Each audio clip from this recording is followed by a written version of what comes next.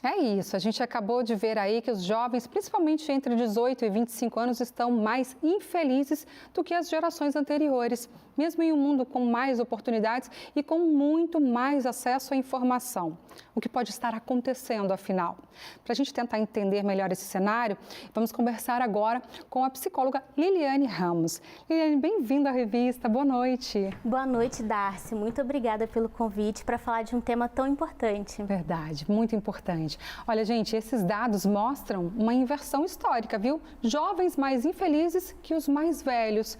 Você acha que isso pode ter a ver com uma mudança de época, Liliane? Acredito que sim, porque nós nunca vivemos um tempo de inovação tecnológica tão rápida, tão frenética. Isso acaba exigindo do ser humano uma capacidade adaptativa muito grande, o que pode ser fonte de estresse, de angústia e, consequentemente, de adoecimento.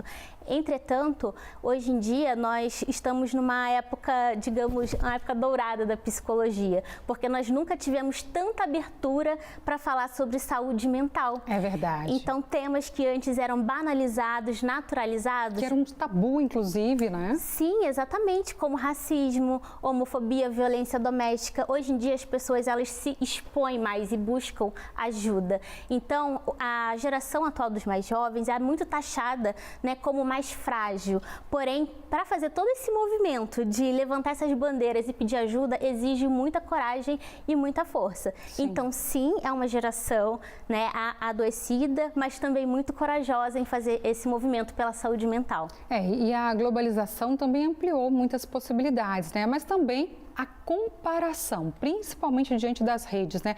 Os jovens estão mais frustrados por verem ali na internet vidas e padrões que muitas vezes eles não conseguem alcançar, não é? Sim, Foucault já falava, né, que a nossa sociedade é organizada a partir de mecanismos de comparação. Porém, a gente hoje, com o celular, nós temos acesso a realidades que antes nós nem poderíamos imaginar. Antigamente a gente se comparava ali com o vizinho, com quem era da nossa convivência. Agora, antes de levantar da cama, a gente já viu tudo que a gente nunca comeu, os lugares que nós nunca fomos, né, o dinheiro que nós não temos, e isso sim é fonte de adoecimento. Sim, e no mundo do trabalho principalmente, muitos jovens questionam ali o modelo tradicional, né, mas eles se sentem presos neste modelo tradicional.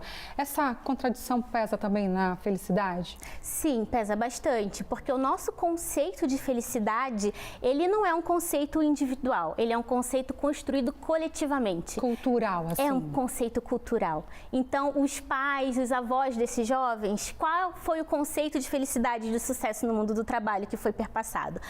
Carreiras estáveis, né, grande valorização do servidor público, ou daquele profissional que assina ali CLT, inicia numa empresa e termina a carreira na mesma empresa. Exatamente, faz carreira, como eles diziam, né? Sim, faz carreira, mas o mundo hoje em dia é muito mais dinâmico, nós vemos isso inclusive na flexibilização dos contratos de trabalho, para refletir todo esse movimento, essa necessidade da nossa sociedade. Só que isso bate de frente com a nossa necessidade de segurança, de pertencimento, previsibilidade, o que pode ser um fator de grande ansiedade para a gente, sim. Com certeza.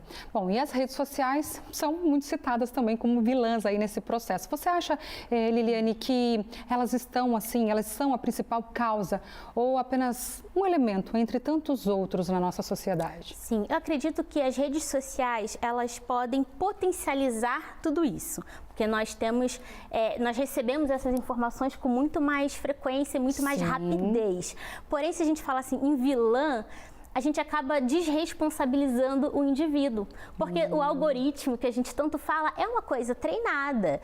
Sim. Conforme o nosso uso, conforme o tempo que a gente deposita os nossos olhos naquele conteúdo, vai demonstrando o que a gente quer ou não receber, as pessoas que a gente segue. Então, acredito que os jovens, né, toda a sociedade precisa ter uma postura mais ativa e mais responsável nessa busca da felicidade, sim.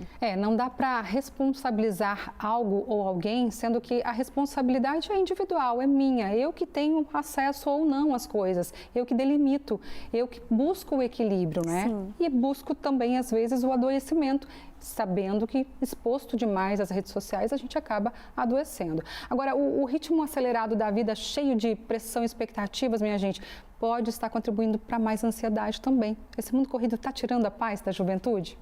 Sim, Darcy, a ansiedade, ela tem muito a ver com você ou ruminar muitas coisas do passado ou tentar antecipar, né, do futuro medos que podem ser reais ou imaginários. É claro que tem outros componentes também na ansiedade, mas uma forma de gerenciar tudo isso é valorizar o aqui e o agora, o momento presente, do que você está fazendo. Mas a gente vê uma grande disputa da nossa atenção o tempo todo. Essa é a grande moeda, a moeda mais valiosa que nós temos hoje é a nossa atenção. É verdade, tem sido roubada essa atenção o tempo todo por muita informação. E como escapar disso, eu diria que é a pergunta de ouro, né? Que caminhos esses jovens podem buscar para tentar reconstruir ali um sentido de felicidade, de satisfação, de contentamento? Sim, fazer o gerenciamento de todas essas informações que nós recebemos, estar presente no aqui e agora de maneira consciente, ativa e responsável, entendendo que a felicidade é uma emoção, né? A alegria, uma emoção como as outras. E todas as emoções, na terapia cognitivo-comportamental, a gente fala que elas têm função. Elas podem ser desagradáveis, mas todas são importantes. E a felicidade, a alegria, ela é uma emoção transitória. Ela é um estado que tem que ser buscado constantemente, mas que tudo bem ser atravessado por outras emoções não tão agradáveis, né? Então, sair desse movimento de entorpecimento. Pessoas que compram demais, bebem demais ou dormem demais para anestesiar essas outras emoções que são desagradáveis, que hoje a gente tem dificuldade de fazer esse gerenciamento e que acaba sendo refletido nesse rolar de tela infinito. É verdade, é a busca da dopamina fácil o tempo todo, não é? Sim, Darcy. Tá certo. Muito obrigada, Liliane, por tanta contribuição aqui pra gente, viu? Eu que agradeço pelo convite, me senti honrada. Obrigada. Que legal. Tá convidada para mais vezes, viu?